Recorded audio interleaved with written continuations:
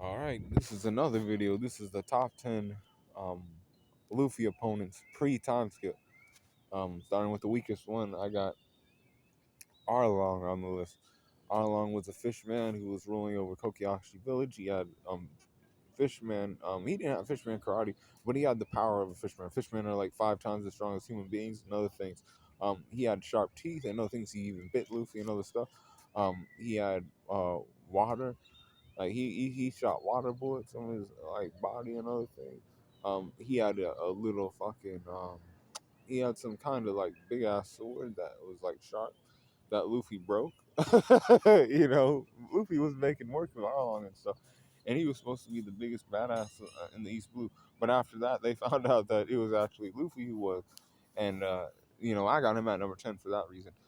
So number 9, I got Degako Moria. Now people will look at me like, "What the? He's a warlord and stuff, man. Why you got him so low?" I said, "Cool. It's because he ain't that cool. He ain't smart or nothing." See, Gekamora, according to what was seen in the anime and everything else, he had fought Kaido, one of the emperors of the sea, to a standstill back in the day when they were younger.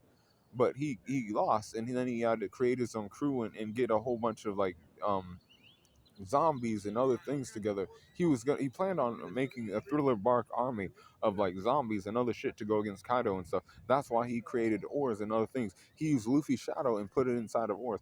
But like that shit wasn't even gonna like do shit to Kaido. Kaido could have like sent one of his like underlings there and they could have like handled all that shit. Like Igakamori is so fucking weak.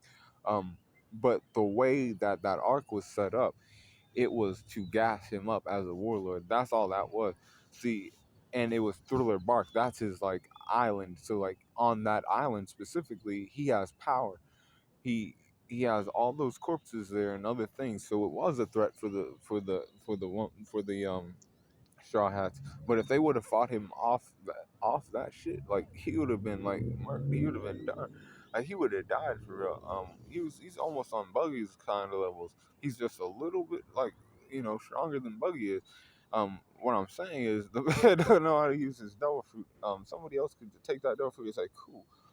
Like even Nami could use that shit better than him. Is what I'm saying. I said, damn. Well, he had some problems and stuff. So I had him at number 9. People. Oh shit. They can roast me in the comment section for that one, but it's the truth. At number 8, we have Smoker. Smoker is actually more of a threat than Gecko is with that little a sword that is made of sea prism stone. He caught Luffy twice. He caught him at Low Town. He caught him at Marine Ford. And even when he had gear 2, Luffy had second gear. He was still like missing Smoker because he wasn't using hockey, and Smoker came to him and like had him down. The only reason he got away was because Bo Hancock kicked him in the face and got him off of him. But Smoker was definitely a threat to Luffy pre-time skip because the boy didn't know hockey and stuff. Um, and he was. So I had him at number 8. And then number 7 is Crocodile. See, Crocodile almost killed Luffy twice. When he first had a confrontation when they were getting away from Crocodile and all them, he saved Vivi and said, "Go to Alabama and stuff. I'll fight him off right here." And he got buried in the sand, and then Nicky Robin helped him. Then they got to Alabama and stuff, and he started using the water, and he was actually fighting well against Crocodile. But then Crocodile dried everything up, and including him, and dried him up until he was like a corpse. He was like malnourished, and like he had no moisture in his body. However, things worked out well, and the water came down on Luffy, and he's like, "Cool." And he won that fight. It's like cool. So Crocodile is at number 7. He uses the sand fruit and other things to dry shit out and other stuff. But you know, Luffy was still able to handle that and other things. So I got him at number 7. And it wasn't easy, so I have him at number 7. Um, at that time, pre-time skip, and I said, number 6, I got Eneru, the lightning guy. Um, he used the Rumble fruit. He had everybody, like everybody in that arc was like gonna die basically. If Luffy wasn't there, everybody was done. Because like Eneru handled Zoro, Robin, Gonfall, and Wiper easily. And he was shocking other people from a distance and other stuff. It was like easy work for him. He was like, these guys, these are people are flies. Like I can just pick them off like they're nothing and shit. And he was, and he did that like pretty easily and stuff. He finessed them and other things. Well, he was until Luffy pulled up on him, and Luffy, handled that shit easily because Luffy was his natural enemy. He's the son. He's Sun God Nika, but before they knew that he was, the man of rubber, who could like fight somebody who was made of lightning and stuff, and make um time. But even with that, like Luffy still had problems because he knew mantra, which is observation hockey up there in Skypiea world. So I had Eneru at number 6. At number 5, I had Rob Lucci. See, Rob Lucci was really hard for Luffy to take down, especially through time skip. Like that is the best fight in One Piece right there. Even right now, like to me, that's the best fight because like everything was on the line. If Luffy didn't win that fight, everybody was gonna die and everything. Like everything was like the journey was gonna end right there at any lobby, and the Buster Call was gonna kill everything, and everybody was gonna be gone. Luffy had like he had time that wasn't on his side because like there was people destroying the building that they were fighting in, and then he was getting his ass worn out by a guy who like was an assassin in killing arts, and he was putting in work on Rob Lucci too, but he had more work done on him. He had to push past his limits and shit. Like you could see it and shit. But he got the job done again. Oh shit, that's the best fight in One Piece. Like, oh fuck, like nobody can convince me otherwise. Like that shit was gas. Um, he he knocked him through the wall and other things. But before that, Rob Lucci had the six powers. He had shave, skywalk, um, what's the other shit? Paper art and god damn, I keep finger pistol and tempest kick, and the six king gun. That's the shit that really rocked Luffy shit, and had him fucked up for a minute. But he was able to overcome that shit and endure, and he had staying power and say, cool. And he whooped that ass. So I had him at number 5, ahead of Eneru, because like he was really putting in work on Luffy. And then number 4 was Kuma. Like when Kuma pulled up on them, Luffy had no chance. Like he was sending everybody away and other things, and he was like, he was really in a bind with him too. Kuma like easily sent Luffy away even after he had Gear Second and all that other stuff. He couldn't hold against him and other things. He had no way to like get by.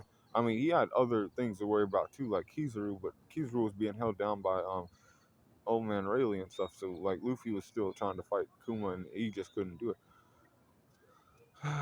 um, at that time, so I had him at number 4, and number 3 is Blackbeard. Blackbeard, um, he is a threat too because he had the dark fruit at the point where he started fighting Luffy. See, he knew Luffy before that, and he was gonna try to get his capture him and take him into the war government. But he caught Ace and took him into the war government and became a warlord. And then he was gonna go see Ace before he got executed and other things, and be like, "Hey man, that's cool. Now I became a warlord because I took you in and other things." But he saw Luffy instead, and Luffy wanted to fight him and shit because he found out that he was the one who got his brother fucked up, um, and like caught up with the like government in chains and shit like that. So he ran that fade with Blackbeard. He got a nice punch on Blackbeard, but Blackbeard smashed his head into the ground and other things because he had that dark fruit, and Luffy at that point couldn't handle shit like that. And Jinbei had to be like, "Hey man, we can't around here with him. We have to go save your brother." And at that point they had to go save him. But they're gonna have another fade, and they're gonna run into each other again. And this time Luffy's gonna actually, have some fucking answers for the man and stuff. That's all I know. But 2 is Kizaru, because Kizaru pulled up on everybody, and he was like putting in work on Luffy even at Marineford. He tried to run up on the platform, and Luffy couldn't get there because Kizaru kicked him down. He just couldn't do anything against the speed of light. Like at that point, he was like his hockey wasn't proficient enough to slow Kizaru down or anything. Um, and he was already handling people at any not any Zaru, but fucking Sabo Odi Archipelago too. and he was just another supernova to him. He was like, kind of like Uskerman, honestly. Luffy pre-Timeskip was not that powerful, unfortunately, but that's what it served. Like the War of the Best served Luffy in more ways than one. It helped him want to get stronger and wanted to be strong enough to handle niggas like this at the top, like Akainu, who killed his brother right in front of him. And I have him at number one because he would have died and shit to Akainu if nobody came to save him and shit. That's just the truth and other things. Luffy was like coughing up like smoke and other things. He couldn't even see himself. See, Luffy would have died if Ace didn't step in the way like a good big brother would and handle that shit. But god damn, like it is a sad fucking scene in the show and other things. Like it had me fucked up for a while.